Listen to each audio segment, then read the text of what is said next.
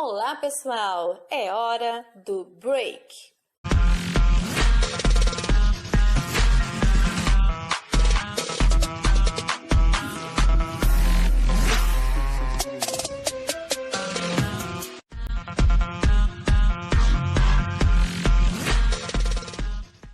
Sejam todos bem-vindos ao nosso bate-papo. Como é que vocês estão? Como é que passou essa semana? Me conta! Eu quero passar agora aqui para o pastor Beto, né, para ele dar aqui a boas-vindas para a galera, para dar um oi para o povo que está aqui acompanhando com a gente, tá bom? E aí a gente começa aqui o nosso bate-papo, nossas perguntinhas. Vamos lá, pastor! Graça e paz de Jesus, família. Tudo bem com vocês? É um prazer enorme estar aqui junto com o pessoal do Ministério Jovem para a gente poder conversar um pouco de um assunto tão comum, infelizmente, né? Mas muito comum no nosso meio, que é sobre violência. Para quem não me conhece, eu sou pastor da igreja aqui em Sorocaba, na Vila Helena, na Convenção Paulista, sou psicólogo, sou casado com a Kise. Diga-se de passagem, a Kise é uma das pessoas, dentre os milhares de profissionais da saúde que hoje está lutando aí contra o coronavírus. Então, não deixem de orar pela minha esposa, por favor. E a gente está aqui, tentando de alguma forma ajudar você, né? Querendo também ouvir suas perguntas e as suas necessidades. E se tiver ao meu alcance, vai ser um prazer enorme ajudá-los. É um prazer, Andréia, estar com você. Eu agradeço já desde já a participação do pastor Beto, abrir um espacinho na agenda dele para poder atender a gente. O Beto já é parceiro, ó, de tempo. Não vamos falar muito tempo, né? Que senão vamos falar que a gente é velho, né, pastor? Então vamos deixar essa parte para lá, né? Essa parte não era branca ainda. É isso, tipo isso.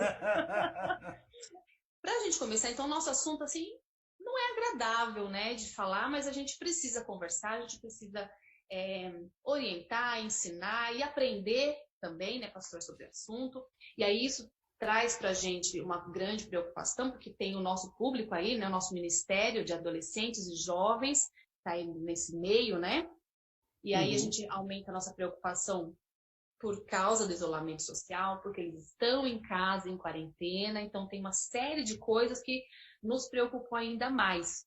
E aí, pensando nessas questões, aí a gente fala assim, tá, o Maio Laranja, ele trata especificamente da questão do abuso sexual, né, da violência sexual. Só que nós temos aí, né, pastor, outros tipos de violência que às vezes a gente não se atenta ou não comenta tanto, mas que é importante a gente identificar e falar aqui com o pessoal todo, né, que está ouvindo a gente depois, que vai assistir depois também, a gente pode estudar mais sobre o assunto para acender um alerta na nossa mente, certo? Então eu queria que você explicasse um pouco para a gente sobre essas questões da violência.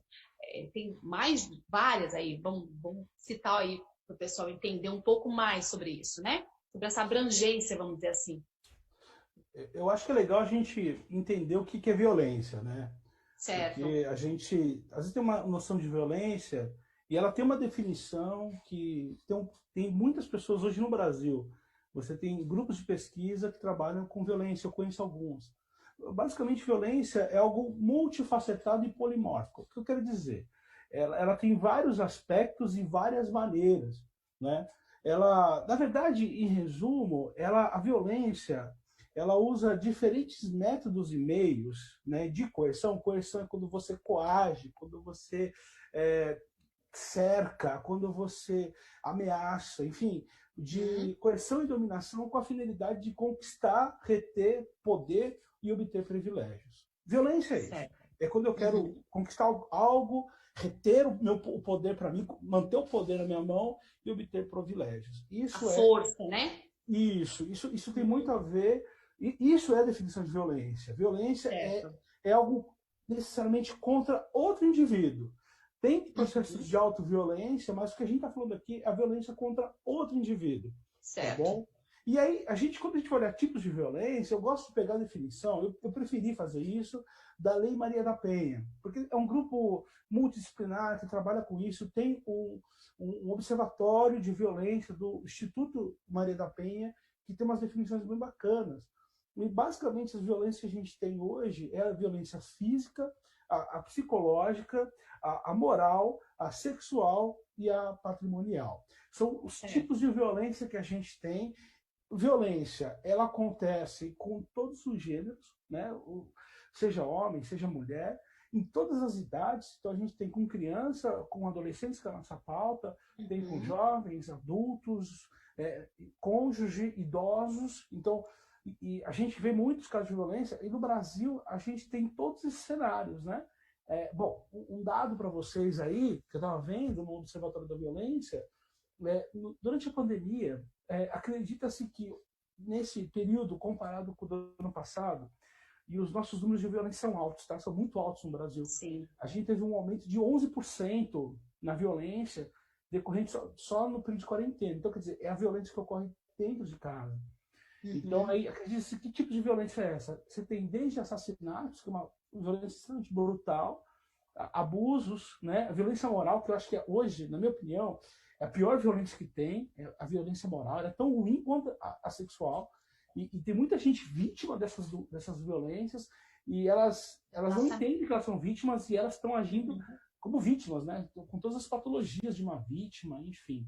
Então, basicamente, são esses tipos de violências que a gente tem aí, né?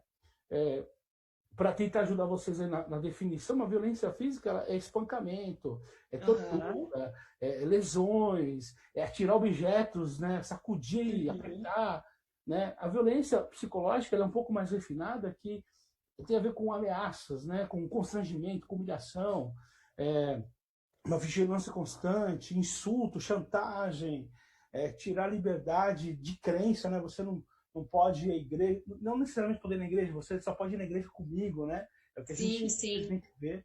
A violência moral, ela vai uma acusação, uma vida acusatória, né? Você fica acusando a pessoa de todos os problemas todos os defeitos dela, né? Emitir juízo moral sobre a conduta. Eu acho que você não fez certo, eu acho que você não fez errado. Expor, né? Fazer críticas mentirosas, rebaixar a pessoa, né? O jovem, adolescente, e desvalorizar a vítima pela forma de se vestir. Você sofreu violência moral porque você sofreu essa violência porque você se veste dessa maneira, né? E a sexual aí você já conhece, que é o estupro, forçar a relação, atos sexuais, impedir que a pessoa use métodos contraceptivos, no caso de casados, no caso de adolescentes, está voltado para o estupro, está vontade para coerção, para você ter a relação sexual, e a patrimonial tem a ver com roubo, essas coisas todas, né? Então, basicamente, são esses tipos de violência que a gente tem, e no Brasil tem bastante, né? Muito, muito. Nossa, mas aí você falando assim, até causa, assim, não é que a gente não sabe dessas coisas, a gente sabe que tem, mas é que daí você começa a ficar imaginando, né, as cenas, os cenários, assim, porque a gente vê isso nas séries, em filmes, e às vezes próximo da gente, mas não tão próximo, ou as coisas ficam mascaradas, né, pastor? Que às vezes as pessoas não contam, né, elas não expõem porque tem vergonha, porque é humilhação, e aí Gente, eu fico preocupadíssima, porque às vezes as palavras, né, que a gente diz, aí eu até fico pensando na minha filha, que é adolescente, né, para eu tentar ter esse cuidado, sabe, para não desmerecer alguma coisa, ou, né, desvalorizar as coisas que ela faz, ou as coisas que ela gosta, porque a gente é diferente uma da outra, então, enfim, aí pensa você aí, família, seja jovem, ou seja pai, mãe, enfim, coloque você também isso na sua mente para se analisar dessa forma, né? Para a gente ter esse cuidado, né, pastor? Me diz uma coisa, com esse isolamento, aumenta muito mais ainda a nossa preocupação em relação a essa juventude aí, porque as pessoas estão, vamos dizer assim, tudo bem que o pessoal sai, assim, ainda um pouco, né, fazer algumas coisas e tal, mas é quarentena mesmo, assim, eles não fazem as coisas que habitualmente eles faziam, até como fuga. Ó, o negócio apertou aqui, eu vou para casa de um amigo, vou para casa de um vizinho, vou para casa de um parente, vou dormir na casa de alguém. E agora você não tem essa fuga. E aí a nossa preocupação aumenta ainda mais. Como é que a gente lida com isso? Qual é a melhor forma de conversar sobre isso, de alertar as pessoas? E aí, como que a gente faz? Em primeiro lugar, a gente precisa ver a violência e o que ela causa, né? E no isolamento, para mim, esse momento de quarentena, eu tenho o pastor Ricardo Agreste, ele fala algo que eu concordo muito.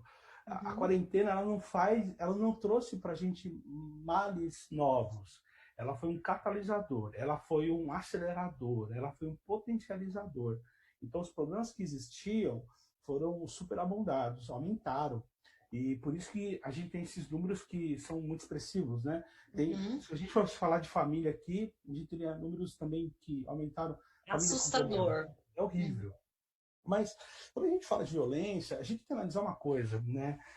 Como a família reage a isso. Isso independe do isolamento, mas o isolamento ele tem um problema que fica mais fechado dentro daquele núcleo familiar. Bom, deixa eu te falar um jeito, né? Por exemplo, a família, ela lida com violência quando você tem uma criança, um jovem vítima de violência, e aí você pode falar de moral, sexual, psicológica, vira um segredo familiar. Então, para preservar a honra do agressor. Então, a gente não fala, porque, infelizmente, muitas vezes, o violentador está dentro de casa.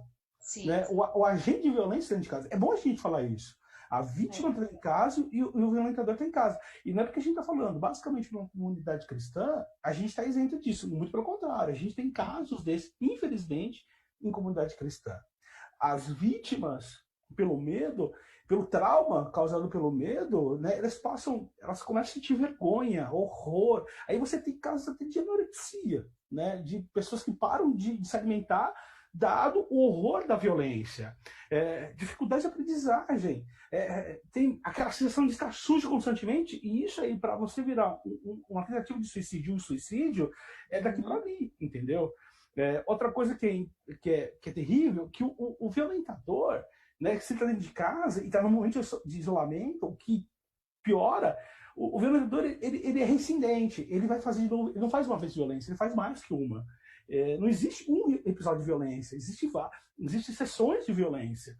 Então a gente tem, no caso de quarentena, a pessoa não tem para onde fugir, a violência está lá, constantemente, e consequentemente, essa criança, esse jovem que está ali sofrendo essa violência, e acontecendo tudo isso que eu acabei de falar, ainda vive a impunidade do abusador. Porque a família sabe, vamos dizer assim, o cônjuge sabe, e é perdoado pela família, porque a família não pode ter alguém na família que é violentador, entendeu?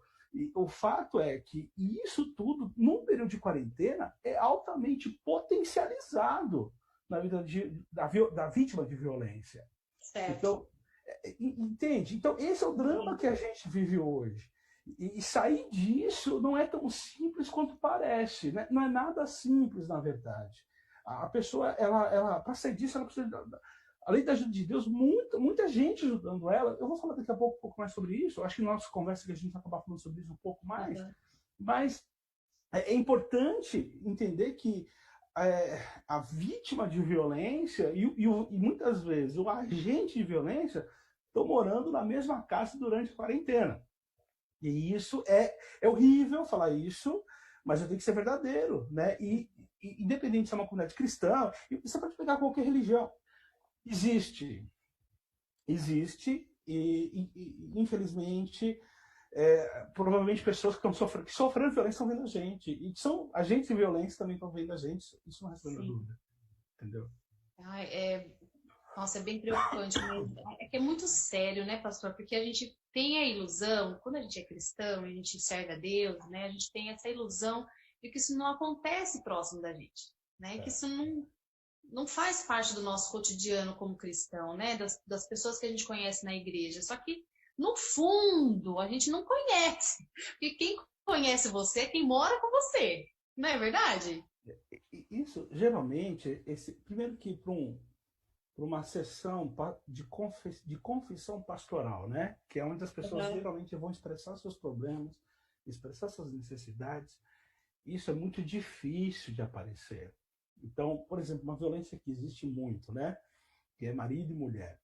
Ela só aparece quando as coisas estão incontroláveis, quando a pessoa está sofrendo perigo de morte iminente. No caso de violência contra adolescente, violência sexual, violência moral, então, né? Por conta de toda uma carga histórica, uma carga cultural, né? E isso tudo, né? Somado a uma deficiência das pessoas, somado a uma falta de dinheiro, somado a uma falta de estudo. Então você tem aquele adolescente vítima de violência moral, violência física. E isso não chega na confissão pastoral. Porque isso é complicado, porque se a pessoa falar assim, olha, eu sofri violência, vamos dizer assim, do meu pai, da minha mãe, né? Que acontece. Qual que é a postura do pastor? O pastor é uma situação muito complicada, porque você vai chamar o quê? Você vai falar para a polícia, né? Porque você vai ficar parado frente. Você está sabendo que aquele adolescente está sofrendo violência. Você está sabendo que ele está sendo. E a violência é algo tão terrível que ele, além desses traumas que eu acabei de falar aqui para vocês, a pessoa ela pode se tornar um novo violentador. Isso que é terrível. Isso, exatamente. É uma coisa que a gente chama de contra-controle na psicologia, né? Ela sofre controle e ela vai contra-controlar. Tanto o agente agressivo, mas ela leva isso para casa, leva isso para a vida dela. E ela vai tratar exatamente da mesma maneira, até para contra-controlar a história dela. Em outras palavras, para descarregar esse drama, tudo que ela vive, na próxima geração, né? E aí você começa um ciclo de violência institucionalizado dentro da família. Né? E aí chega um caso desse pastor, não chega. Né? Olha, eu sou vítima de agressão, meu pai era vítima de agressão, o meu avô era vítima de agressão. Isso não chega. E eu sou convicto, isso acontece bastante. Quando a gente vai olhar dados com relação a isso, é lógico, eu não tenho dados da nossa denominação. Eu tenho uma outra história muito pontual. Mas quando a gente vai olhar dados com relação à violência, você não tem como falar, olha, a igreja, ela não acontece isso. Infelizmente acontece, até porque são pessoas pecadoras que tem na igreja. E Cristo, ele vai salvar essas pessoas. É claro, a gente tem que se arrepender dos pecados, inclusive da violência. A violência é um pecado, né? Isso. Só que a gente tem dificuldade de confessar esse pecado, né? Porque a confissão desse pecado pode me levar a pagar consequências muito sérias, como, por exemplo, o cadeia, né? Como acionar agentes de polícia para vir, porque isso a lei manda fazer. Né? E além de toda a vergonha, né, social que acontece dentro da igreja. Nossa, nem fale. Talvez, então, a pessoa que ela está sofrendo violência, o jovem, o adolescente, talvez ele passe ou qualquer pessoa, né, homem, mulher, enfim, passe uma vida toda sofrendo com isso, sem nunca ou falar para alguém, ou algum amigo, alguma coisa, mas talvez ela passe a vida toda sem contar isso. Sim. Você vai ver algumas coisas assim. Por exemplo, a pessoa é vítima de violência uma vida, né? Só que ela não sabe que ela é vítima de violência porque para ela aquilo é normal, né? Para ela aquela é a vida. O pai ou a mãe, estou falando de adolescente, tá? Ele está no direito de fazer aquilo, né? A vítima nem tem, ela pensa desse jeito, que ele está no direito de fazer aquilo. Assim, muitas vezes, o agente de punição, por conta que ele já foi vítima lá atrás, ele acha que ele está certo. E aí, quando ele ouve um assunto como esse que a gente está falando agora, ele tem dificuldade de entender que ele é um agente de agressão. Tem mais essa ainda, né? E essa pessoa que é vítima, né? Essa vítima recorrente, né?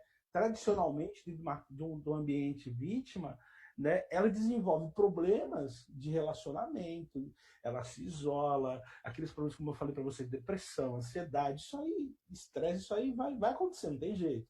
Sim. E a gente fala, eu não entendo por que essa pessoa é doente desse jeito. Eu não entendo porque ela tem dificuldade de se relacionar dessa forma. Eu não entendo porque ela é tão agressiva, porque ela é vítima de violência. E não necessariamente ela está acorrentada no pé de uma mesa. Ela está sofrendo violência moral. Como eu já falei, violência moral é ridicularização. Ah, você é gordo mesmo, você é gordo. Por isso que a gente hoje tem essa preocupação do bullying, né? Ah, você não serve para nada. Ah, você não vai dar em nada. Eu me arrependo de ter tido você como filho. Então, essas frases que são extremamente duras, né, são violentas, né?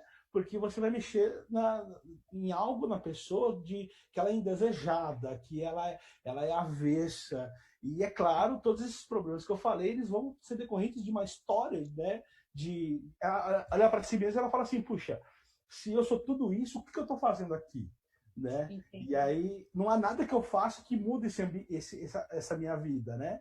E aí depressão, ansiedade, então ela fica sob alerta, qualquer coisa pode acontecer com ela um dia, né? Uma fala dessa. Então, e ela vive para controlar. A anorexia é muito interessante porque tem mães, infelizmente, que fazem isso. Ah, você tá gorda, você engordou, né? Geralmente feminina.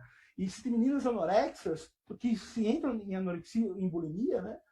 para evitar essa fala da mãe que machuca muito, né? É terrível, porque ela reprisa essa frase dentro dela e ela toma essa qualidade pejorativa, esse defeito que a mãe aponta, como algo intrínseco dela, e aí ela vai sofrer barbaridade para isso. Nossa, eu vou falar isso aqui a noite toda, eu vou me controlar. É que é muito. Exatamente, a gente fica impressionado, e realmente é muito assunto mesmo. Talvez a gente nem tenha tempo para falar tudo que a gente tem para falar, né, pastor? Isso aqui é um assunto Mas grande. porque eu fico no lugar do jovem, e a gente se pega também nessas situações, né? Porque lembrando da infância, lembrando da nossa adolescência e tal, e eu fico pensando assim, a gente. A pessoa que mais deveria te proteger, que mais te, na verdade, que mais deveria te amar, ou te ame, mas ela tem esse problema. Então, assim, na verdade, como é pecado, o evangelho cura pecado, né? A única maneira de curar isso, né, de passar, de mudar essa situação, seria através do evangelho. É simples, é o mecanismo do evangelho, é confessar os seus pecados e ele vos perdoará, né? O problema Mas aí a gente precisa reconhecer aonde está a Andréia, falha. Que Andréia. aí que cai o problema, porque tem gente que não se vê nessa condição, não é isso? E mesmo que se vê, tem tanta dificuldade de se enxergar como um agressor que prefere ficar calado. E aí precisa dar somente a ação do Espírito Santo na vida dessa pessoa, que ela vai poder, eu preciso mudar, meu Deus, perdoe tudo que eu fiz, e se expor, né? Se expor, porque essas são sujeiras, Andréia, entre aspas, que a gente põe debaixo do tapete. O agressor, são poucos agressores que ficam lembrando as suas agressões. Diga-se de passagem. O agressor, ele faz agressão jogando debaixo do tapete, ele não quer lembrar, porque não é bom lembrar, né? E isso é algo muito recorrente. Então, qualquer tipo de agressão, ele esconde. Ou se para ele é uma coisa tão comum que ele não fica lembrando, porque isso faz parte da vida comum dele. Lembrar disso para confessar os seus pecados é algo assim brutal, porque ele vai ter que se expor a isso e ninguém quer fazer isso. É igual o Salmo 139 fala, né? Sonda-me, ó Deus, e conhece-me, né? Vasculha-me. Mas se permitir a isso, um agente de agressão, é muito difícil. Pois é. Ai, gente. Agora, falando assim diretamente para os jovens e adolescentes que estão assistindo a gente, que vão assistir depois e tal, e depois, com certeza, outras pessoas que estão vendo vão falar, gente, vai lá, assiste lá a palestra, assiste a live lá, para você entender um pouco mais sobre o assunto. O que a gente poderia falar, então, para essa galerinha? Como ele se defender? Tá. Como ele agir? Como é que ele deve agir? Como é que ele deve se defender? Porque aí, como a gente falou, algumas vezes o agressor é o próprio pai, a própria mãe. Às vezes não, às vezes é alguém próximo da família, íntimo normalmente, que tem acesso à casa, que está por ali. Às vezes é na escola, às vezes é um professor, às vezes é na academia. Enfim, tem N situações, gente. Infinitas situações que podem ocorrer, certo? Namorado com namorada. Pastor, eu já vi namorada, meninas de 13, 14, 15 anos, começa a namorar cedo também, as meninas, né? Uhum. Aí apanham sim, do namorado. Sim, tem muito isso, tem. Gente, coisa absurda, porque assim, se o marido bater na mulher, ou vice-versa, né? Porque é mais difícil a mulher bater no marido, mas enfim, já é uma coisa terrível. Imagina você apanhar do namorado, gente. Não, é pra acabar, é o fim do mundo. Mas e aí, mas existe. Mas aí tem um ponto que, geralmente, a mulher que é agredida pelo marido, ela já sofreu algum tipo de agressão durante o namoro, tá? Isso não é sempre, mas é na maioria dos casos. Entendeu? Isso é importante as pessoas se ligarem. E aí, sabe o que dói mais? Que muitas vezes ela acha que a culpa é dela. Sim. Entendeu? Que a culpa ela fez alguma coisa para merecer aquela agressão. Gente, coisa absurda. Aí a gente vai então dar agora uma dica para esse pessoal, tentar, dica não, mas tentar falar para eles alguma coisa para ele se defender, como ele agir. Essas meninas, esses meninos, seja com o pai, seja com a mãe, seja com o namorado, seja com o professor, seja com quem for, mas o que a gente fala, como que eles vão fazer, gente? Tem uma coisa que é legal a gente pensar também, que violência não é assim, eu ganhei um tipo de violência hoje. Não. Não é bem assim, tá? A violência sexual, por exemplo, estupro, ela vem junto com violência psicológica, ela vem junto com violência moral. Então, é um pacote, né? E aí a gente se separa daquele conjunto de comportamentos, né? Os tipos de violência, que basicamente essa divisão ela é uma divisão didática para a gente entender o processo, mas a violência ela é um conjunto de comportamentos que abrange todos esses aspectos. Então, no caso do namorado que coage a namorada, né, para não poder ir em algum lugar, que ela tem que ligar para ele em tal hora, se ele ligar... Já é violência, né? Já é violência, e é uma violência moral, é uma violência psicológica. Ele falou assim, olha, eu não confio em você, sabe, são acusações e humilhações. Então, são tipos de violência, 2 tipos de violência, 3 até, que estão dentro de uma ação de comportamento. Então, isso é complicado. Bom, a pergunta sua foi, o que a gente faz, né? Eu acho que, em primeiro lugar, a gente tem que olhar para nós mesmos, vítimas, porque as vítimas elas têm muita dificuldade de se enxergar, às vezes, como vítimas de violência. A não ser quando é uma violência muito gritante. Estupro, por exemplo. Mesmo assim, tem gente que fala assim, não, eu mereci. Tá? Tem. Por mais patológico que seja isso. Será que eu não provoquei a situação? Tem. Infelizmente. Infelizmente tem. Mas é importante a pessoa se enxergar como vítima de violência. E veja, uma coisa é eu ser vítima de violência, outra coisa é usar isso para chantagear alguém, tá? São coisas diferentes. A gente tem que tomar muito cuidado com isso, tá? A vítima de violência, ela não fala que ela é vítima de violência rindo. Isso não acontece. É difícil dela expressar isso. Ela nem sabe definir direito que ela é vítima de violência. Ela só vai expressar o que ela sente e o que ela passou. E aí a gente identifica um profissional qualificado, identifica que ela foi vítima de violência. Tem casos, por exemplo, casos de violência moral, são casos assim, que a pessoa fala, eu passei por isso, passei por aquilo, a pessoa me falou isso, a pessoa me falou aquilo, e eu passei mal, eu comecei a ter ações ruins, eu quase infartei, né? Aí o profissional fala, peraí, você passou por violência moral, isso é violência moral, isso é uma reação a essa violência moral. Então, mas o que é violência moral? A pessoa nem sabe o que é, porque ela está inserida nesse contexto. Então, em primeiro lugar, ela precisa se informar a respeito de violência. Ela precisa saber o que é violência. Ela precisa abrir os olhos para o que ela está vivendo. E se você está sofrendo humilhação, se você está sofrendo assédio moral, assédio sexual, se alguém está passando a mão onde não deve em você, isso é violência. Isso é muita violência. Né? E não aceite isso. Segunda coisa, você tem que ter uma rede de apoio. E eu falo rede de apoio e rede de salvação.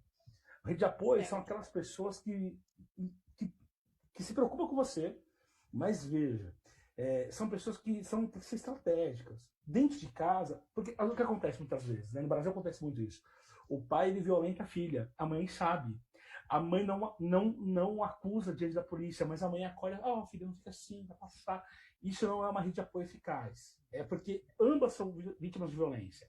A menina é vítima de violência sexual e a mãe é vítima de violência física e moral. Se você falar, você vai ter também, entendeu? Então, essa é uma questão muito complicada. Uma rede de apoio é fora desse núcleo de violência, né? Muitas vezes, infelizmente, o núcleo familiar.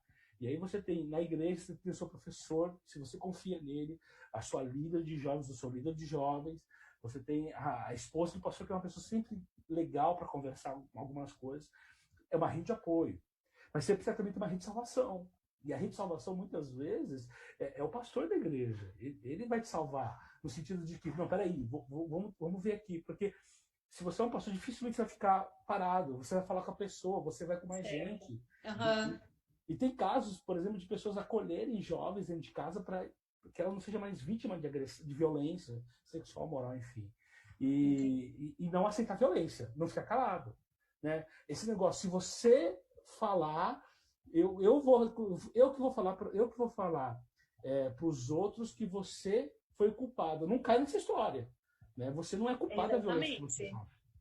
Isso acontece. Isso é uma outra violência da violência. Né? Você sofreu violência e fala assim, olha, se você falar, eu vou falar que você que é o culpado. Você vai ser humilhado. E não cai nessa história, não. Né? Isso não existe. Né? Então, a vítima de violência, ela tem que ter consciência que ela sofreu isso e ela não pode aceitar esse controle violento em cima dela. Né? Depois da violência, ela ser coagida com a própria violência para não denunciar o agressor. Não é simples, não é fácil. É claro, né? Em último caso, 190, né? Ele resolve muito a vida das pessoas, né? E atrás de conselho tutelar, caso de menor de idade, né? Tem conselho tutelar, tem profissionais especializados para isso, né? Precisa fazer, e não dá para deixar o agressor impune. Isso não pode. Isso não pode. Porque isso aí, a violência começa com a mãe, se estende para filha 1, filha 2, filha 3, filho 1, e aí vai, isso aí vira um grande problema. E para consertar isso é terrível. E, infelizmente, como digo, acontece dentro de famílias cristãs. E aí você pode escolher a religião, na verdade. Sim, e você fala, por fora, é uma família bem maquiadinha, bonitinha e tal, né? Tudo certinho de princípios, mas dentro do núcleo é esse caos que a gente está pondo aqui. Exatamente, pastor. Porque eu falo assim, todas as religiões têm pessoas boas e pessoas ruins, né? Como em todas as profissões. Tem o bom profissional e tem o péssimo profissional. Então, aí, não é questão da religião em si, né? E o nosso papel, já que a gente falou disso, qual que é o nosso papel como igreja, como ministério, porque a gente acaba sendo um pouco pastor também, né? Pastoreando também as vidas, né? Então, como ministério, ou professor na escola bíblica, professor de adolescente, professor dos jovens.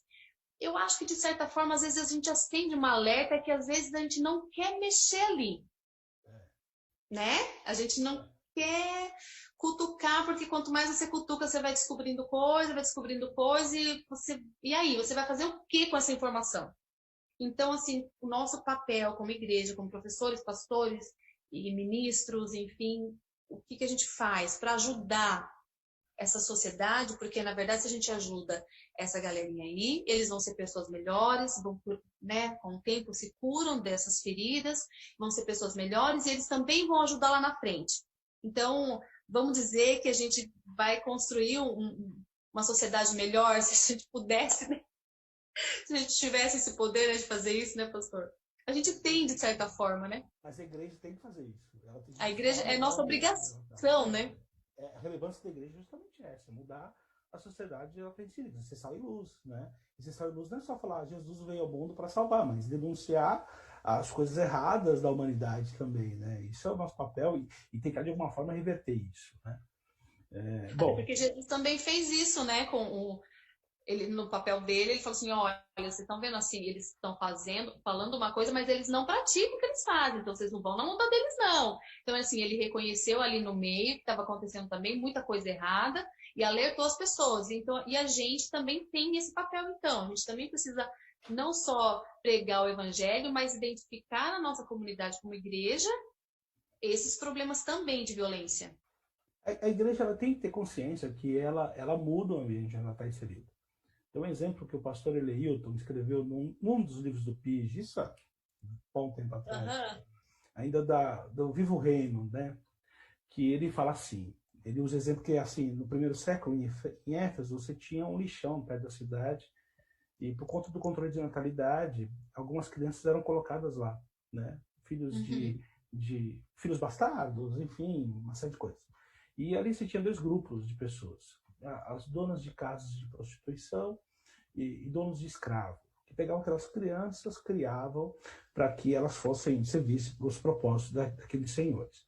A igreja, quando é colocada em Éfeso, Deus planta aquela igreja lá, começou a aparecer um terceiro grupo, os lixões, que eram dos cristãos, que pegavam as crianças e criavam elas, e parte das crianças eram libertadas dessa tragédia, né? É a igreja que faz a diferença. E quando a gente vê isso, eu tiro duas lições.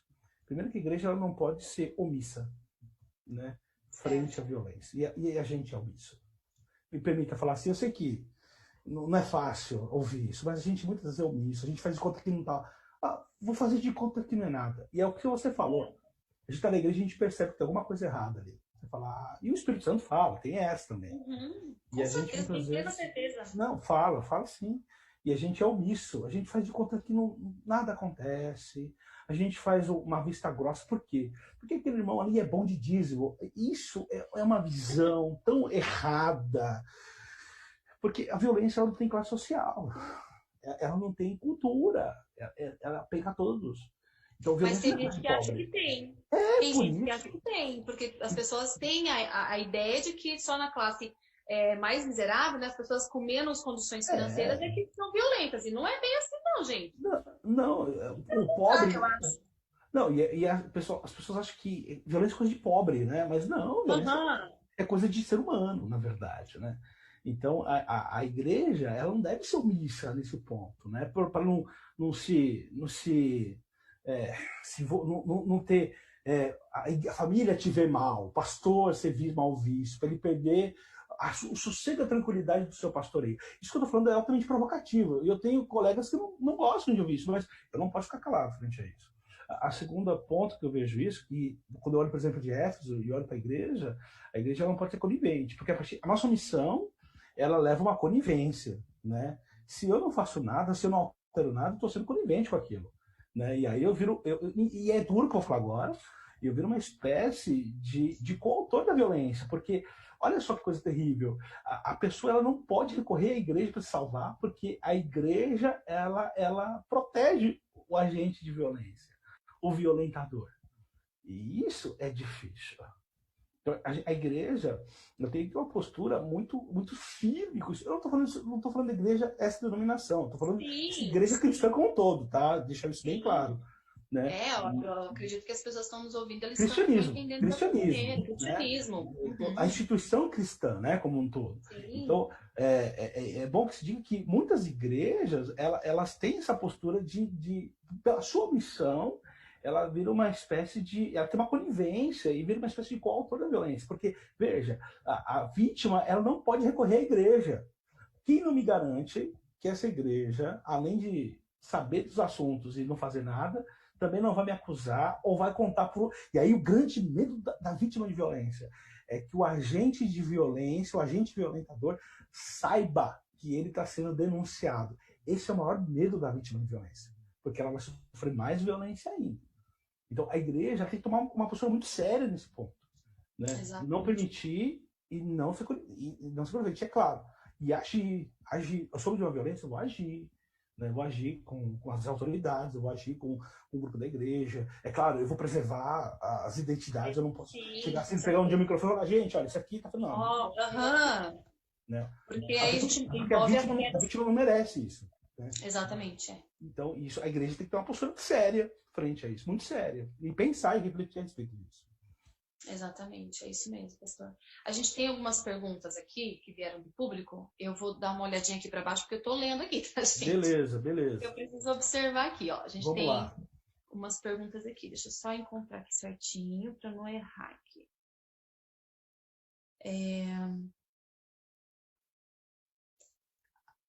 Pera lá, calma aí, só um minutinho, tá, gente? Beleza. Tem uma aqui,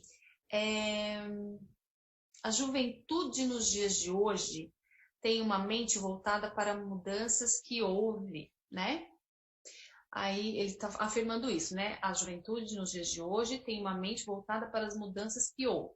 Ok, aí ele pergunta, no sentido geral, como a igreja enfrentará essas circunstâncias para doutrinar os adolescentes na mudança para se tornar um jovem adulto. Deu para entender? Mas mais ou menos. É porque a gente está falando de violência, né? Enfim, é que fugiu um pouquinho do tema aqui, né? Mas vamos tentar aqui de alguma forma. É que eu tenho medo. Eu acho que ele quer dizer, assim, que o adolescente, ele ainda... Gente, a criança e o adolescente, ele está ainda em formação, né? Sim, claro. Formação de caráter, formação de tudo, né? Da mentalidade e tudo mais. E aí, quando ele vai passar para a vida adulta, né? Como é que eu entendo que foi mais ou menos isso que ele quis dizer. Como que ele doutrinar para que ele seja um bom adulto, alguma coisa assim. Eu acho que é mais ou menos por aí. Aí que tá, a gente... Que envolve tanta coisa, né? Envolve família, envolve tudo. E aqui é importante a gente falar o seguinte, a gente tem uma ideia, às vezes assim, né? Essa ideia de doutrinar, né? Eu posso estar entendendo errado a pergunta. Né?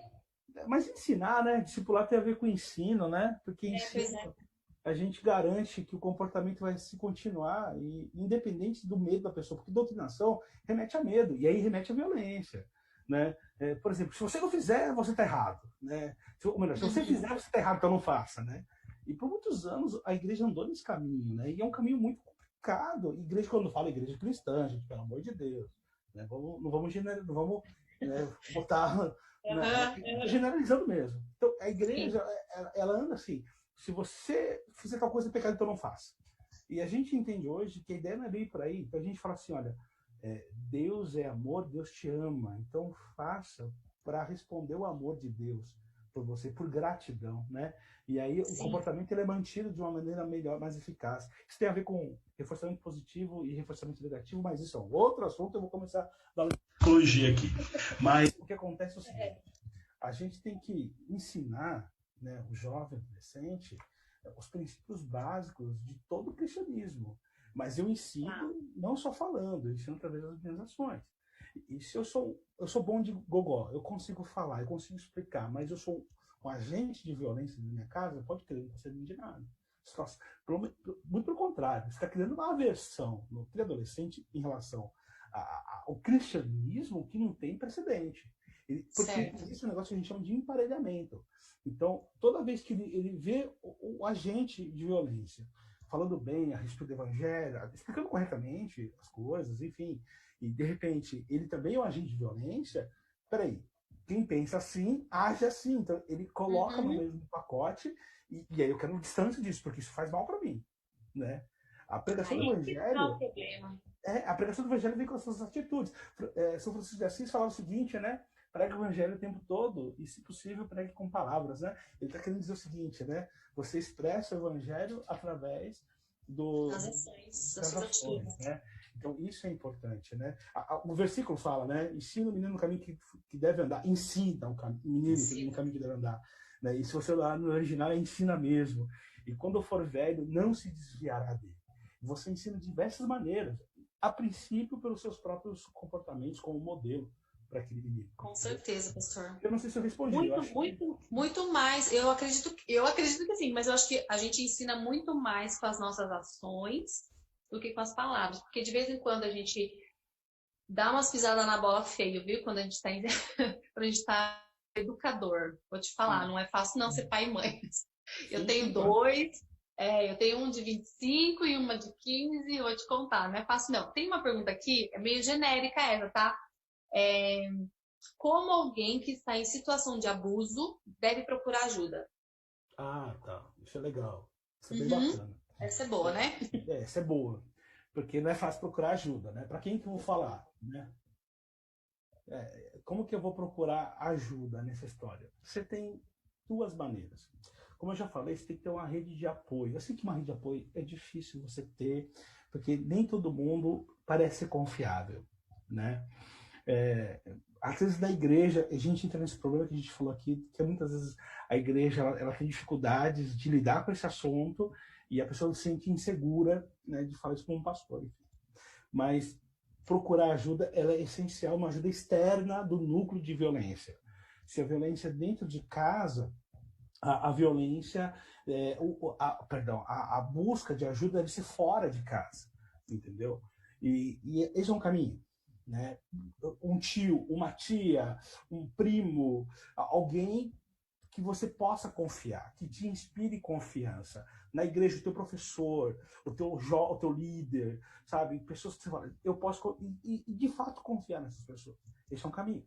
O segundo caminho é procurar o agente público, né? Esse é um caminho dolorido, né? Mas existe. E no caso de menores de idade, é duro falar isso, mas você tem o conceito tutelar, que tem todo o aparato, né? Psicólogo, assistente social, enfim, que pode te acolher, não só te amparar, né? Do ponto de vista de amparo emocional, mas também até tirar da casa, se for o caso. Isso é muito agressivo, porque envolve polícia, enfim, né? E isso envolve uma exposição muito grande, né? Mas é um caminho, não deixa de ser. Eu gosto muito da rede de apoio de salvação. E essas pessoas te ajudarem a sair disso e confiar nessas pessoas, né? Falar assim, me ajuda, mas essa é a pessoa que me agride não pode saber, né? E essa pessoa pedir sabedoria de Deus para tentar ajudar e dar certo. E na maioria dos casos que a gente tem no Brasil de denúncia de violência é por rede de apoio de salvação, tá? Diga-se de passagem. A gente tem uma pergunta aqui, mas eu acho que ela é um pouquinho parecida com essa. E a pessoa está perguntando assim, ela mesma está perguntando, tá? Quem ela deveria procurar, a quem ela deve procurar, para ela poder se livrar dos abusos que ela está sofrendo dentro de casa. E de forma que ela não coloque a família dela em risco. Então é isso que a gente estava acabando de falar aqui, né? Que ela não quer expor a família dela, mas ela não quer continuar nessa situação. Então ela precisa de ajuda. Nesse momento, quem ela deveria procurar, pastor? Se você é cristão, procure seu pastor. Eu acho que, olha, não é porque eu sou pastor, mas ele é o melhor cara que você pode ter ajuda, né? Pelo menos é essa visão que eu tenho das minhas ovelhas, né? De paternal, né? Eu tenho que cuidar delas de maneira paternal. Pelo menos eu tento pensar assim. Então, a melhor pessoa para você procurar ajuda é o teu pastor. Não resta a menor dúvida. Ele não está acessível nesse momento. Então, fale com o teu líder de jovens ou com o teu professor de escola bíblica. Ele pode ajudar. Eu não vou à igreja. Então, procure um parente, uma tia. Geralmente, a gente tem um tio que a gente é muito ligado, um primo, né? Alguém de muita confiança, né? Exato. Ou um irmão que já mora fora de casa, já casou, enfim, já saiu. Procure essa ajuda, né? É o caminho, né? Se não tiver nada, aí tem que ser o agente público, não tem jeito. Mas você não pode mais ficar sofrendo violência, porque isso vai te levar para o buraco. Né? Você pode um dia pular da ponte. Né? Exatamente. É um caminho eu vejo assim, um caminho só de destruição. Um caminho de muita tristeza. Todo mundo é destruído nessa história. Não só todo vítima, mundo. mas o cara que é agente de violência é destruído. Também. Ele está destruído por dentro. Para ele fazer isso, ele está destruído por dentro. Eu não tô justificando. Ele está errado. Violência para mim nunca é justificável. Nunca é justificável. Mas ele está destruído por dentro. Ele tem que se chegar como agente de violência. E aí entra o poder de Deus e fala assim: Senhor, eu me arrependo dos meus pecados. Eu me arrependo dessa vida de violentador que eu tenho. E eu quero que o Senhor me ajude e me perdoe. E eu sou convicto que Deus ele restaura a vida dessas pessoas, põe pessoas na sua vida. E é claro, procurar ajuda profissional, psicólogo, psiquiatria e tal, que ajuda. Tem técnicas para isso. E tem pessoas que são boas e violentas para ajudar esse tipo de coisa. Porque a pessoa vai precisar de apoio psicológico, talvez até hospitalar, dependendo do caso. Sim. Né? É uma rede de apoio que ela precisa. É uma rede mesmo. Mas um psicólogo, um psiquiatra, um assistente social. Porque o assistente social é essencial. Ele vai ver, ele consegue olhar para dentro do núcleo familiar e mapear os personagens. Isso, né?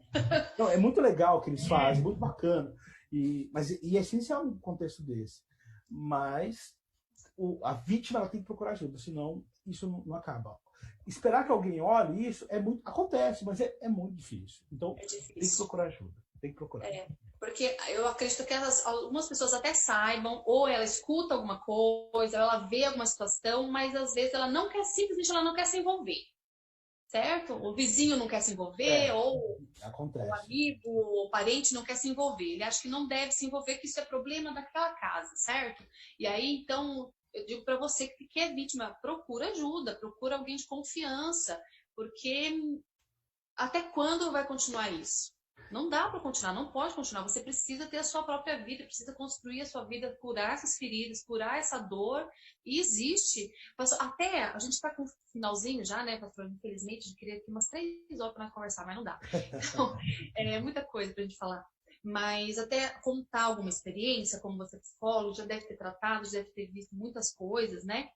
E de casos assim de violência, não necessariamente de abuso, mas como caiu essa pergunta aqui, talvez de abuso, mas de outra violência, onde a pessoa procura ajuda, ela foi curada, ela se restaurou, e eu sei que existem sequelas, eu sei que existem marcas, né, porque ficam, né, por um tempo, é normal, por isso que a gente se trata, né, mas para encorajar essa galera que tá aí, né, sofrendo talvez, mas tem que mudar de atitude, procurar ajuda, enfim, procurar mudar essa situação. E pro agressor também, então nós vamos dar um recado para os agressores também, porque não é possível, gente. É assim, né? Em primeiro lugar, você precisa procurar ajuda, e com toda ajuda ela vai no caminho de você se separar do agressor. E não tenha medo de se separar do agressor. É duro às vezes, porque às vezes é um cônjuge, às vezes é um namorado, às vezes é um pai, às vezes é uma mãe, é um irmão, né?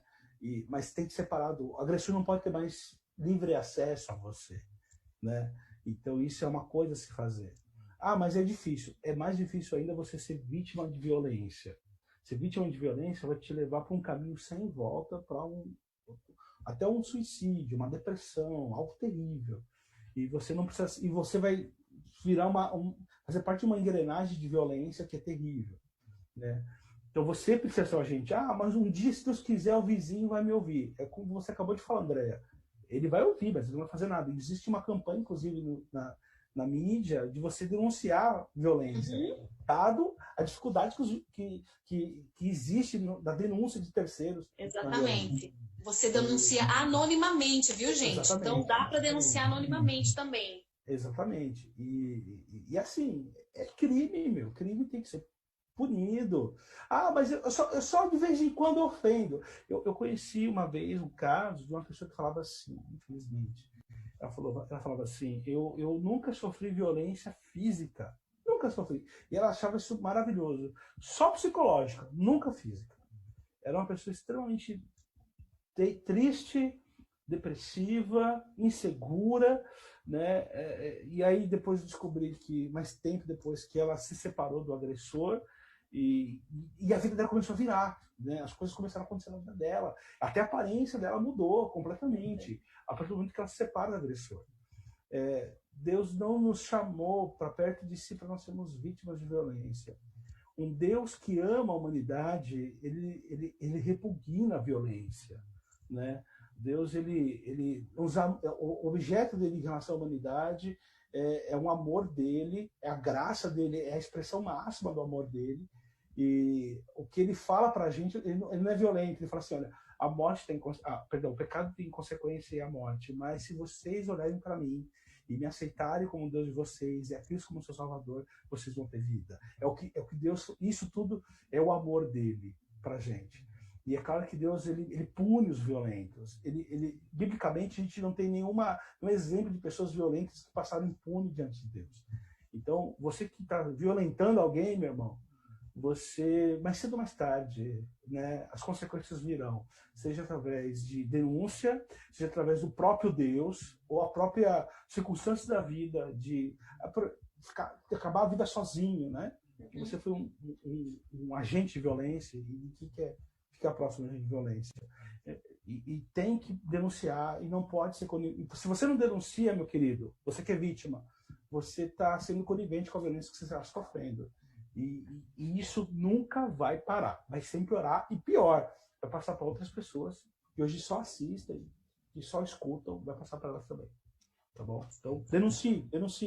Fale com as pessoas, abra a boca, fale, sem medo mesmo. Se manifeste, né? E para essas meninas e meninos, às vezes, que estão num relacionamento também de violência, né? Que às vezes não chega a ser físico, mas é como a gente falou lá no comecinho, né? A questão de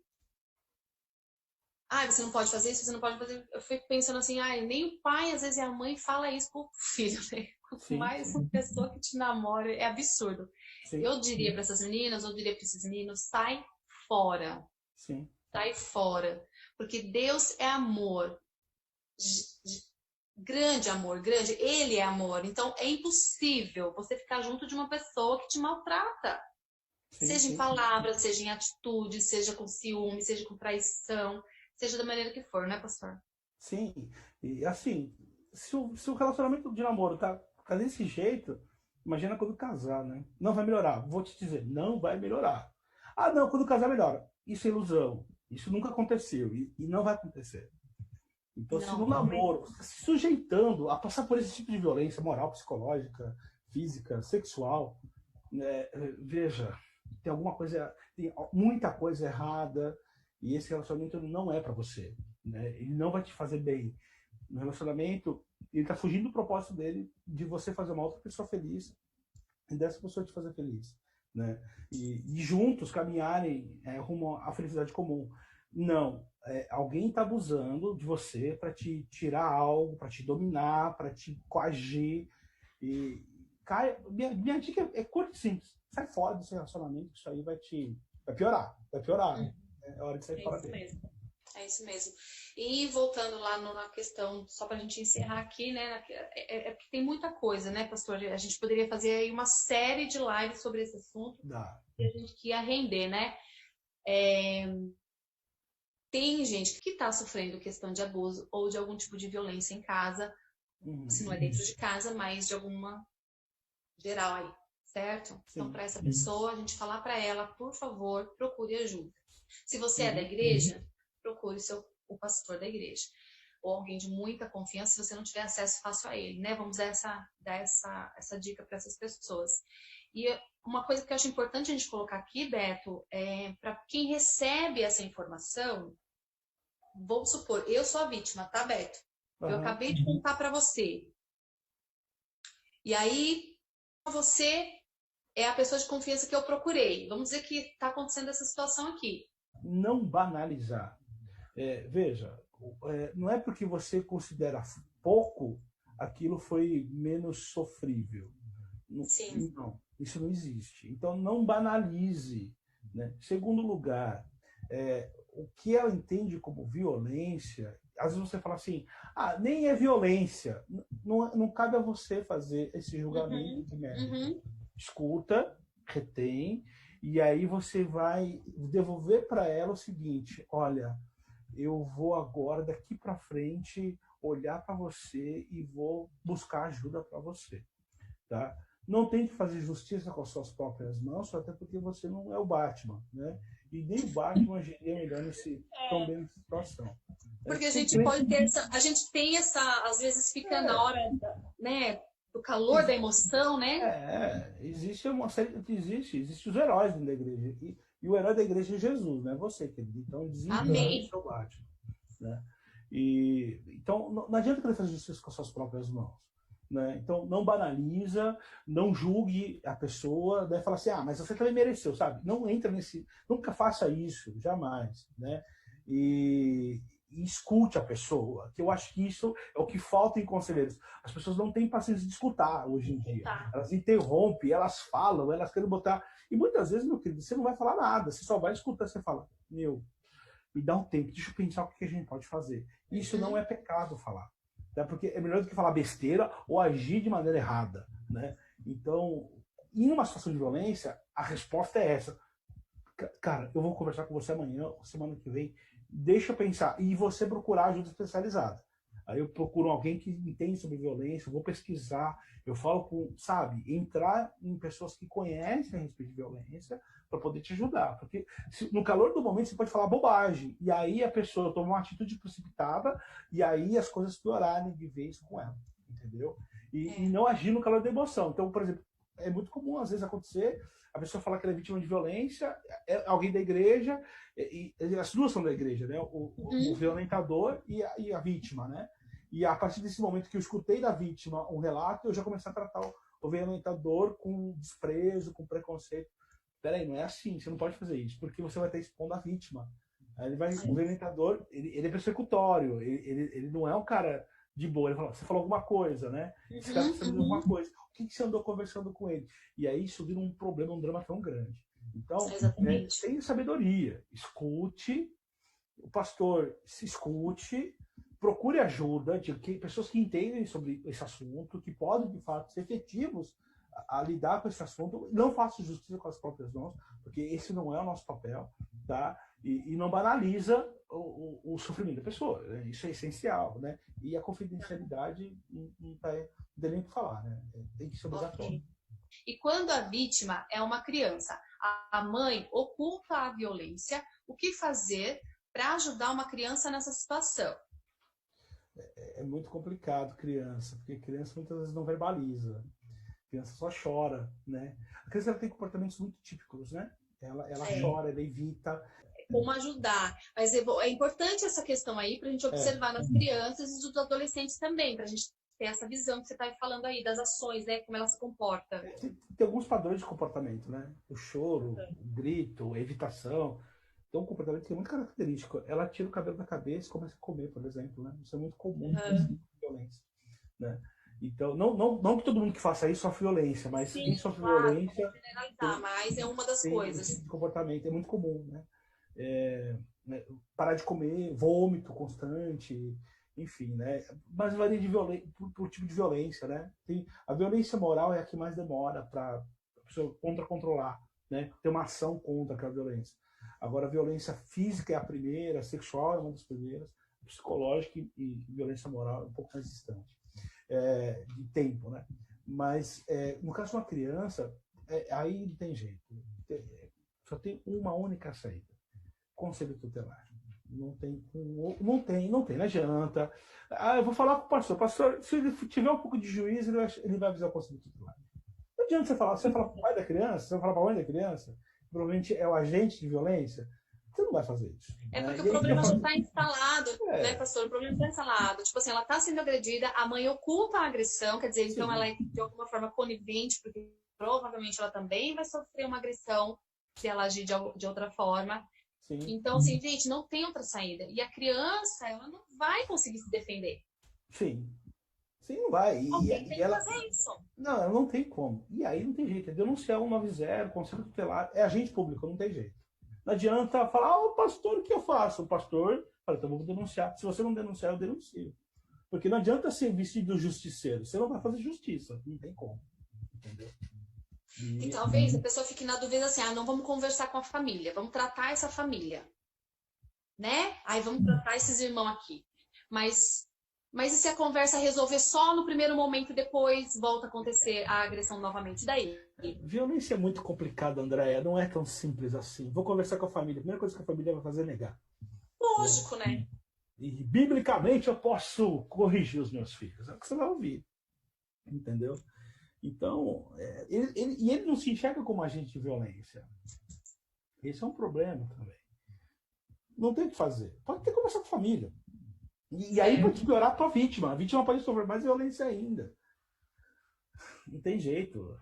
Constatado isso, feita a denúncia, provada a denúncia, agente público. Não tem o que fazer, gente. Simplesmente isso. E clamar a Deus misericórdia, né? Mas a igreja não pode ser omissa numa situação dessa. A igreja tem que ser um porto de segurança, de resgate. E uma igreja que é omissa, ela perde essa característica. Com certeza. Ok. Ai, gente, tá chegando no final, não acredito que vai acabar. Legal, né? Assunto legal de falar. É ruim, a gente fica meio baixo, mas precisa falar, né? Precisa falar. Não é aqueles assuntos assim que a gente fala com super alto astral, né? Não tem como, a gente não consegue. Dá umas revoltinhas aqui dentro do coração. É horrível, né? É embaçado. É bem ruim. Na verdade, quando a gente já está trabalhando a pauta, que a gente começa a estudar, que daí a gente vai estudar mais fundo, né? Sim, claro. E aí você já fica com a mente meio atrapalhada, assim, já começa a... Isso porque eu não entrei aqui na mente. Tem uma parte que a gente estuda sobre a forma de pensar do violentador. Aí dá pra gente fazer uma vida. Tem pessoas que estudam sobre isso, né? E a parte e dentro os prejuízos emocionais da vida da vítima de violência. E realmente tem muita coisa para ser conversada e para a gente entender. E tem gente muito melhor do que eu para falar disso, nessa passagem. Ai, gente, olha, muito obrigada, viu? Acabou nosso tempo. Olha, uma judiação. Eu gosto muito desse papo aqui. Obrigado, Beto. Obrigada mesmo, de coração. Quem sabe a gente não faz aí uma série, de repente, né? Pra gente conversar mais algumas coisas que eu acho que são importantes. Muito obrigada pelo assunto. Desculpa qualquer coisa, tá bom? Se às vezes eu falo demais também. Compartilha se você achar importante. Se você precisar, pode procurar a gente no particular, conversar com a gente no privado, né, Pastor Beto? Opa, eu me coloco à disposição sempre para conversar. Um prazer grande estar com você, Andréia, estar com o pessoal aqui do Ministério Jovem. Espero ter podido ajudar as pessoas. É claro que nem tudo que a gente fala são verdades absolutas, então sempre procure ler a respeito, procure pessoas que conheçam a respeito. E, é claro, olhe para a palavra de Deus e veja entenda simplesmente que a proposta de Deus para a humanidade é amá-la, né? A violência vai contra toda a forma de amor, né? A verdade, Deus manda Cristo para que nós fôssemos salvos da violência do pecado. Então, não seja vítima de violência, não seja mais um desses números que a gente vê nos jornais, né? Denuncie, abra a boca, recorra a amigos, enfim, tá bem? E é claro, né? Precisando, né? Deve ter algum lugar aqui, deve ter os meus contatos aqui na rede, né? E procure, né? E vai ser, se eu puder ajudá-lo, é claro, vai ser um prazer. Um beijo a todos, valeu, Mijota, valeu a todos aí, valeu. Obrigada, gente, um abração para vocês, viu? Valeu. Até a próxima, se Deus quiser. Abraço, beijo a todo mundo, valeu.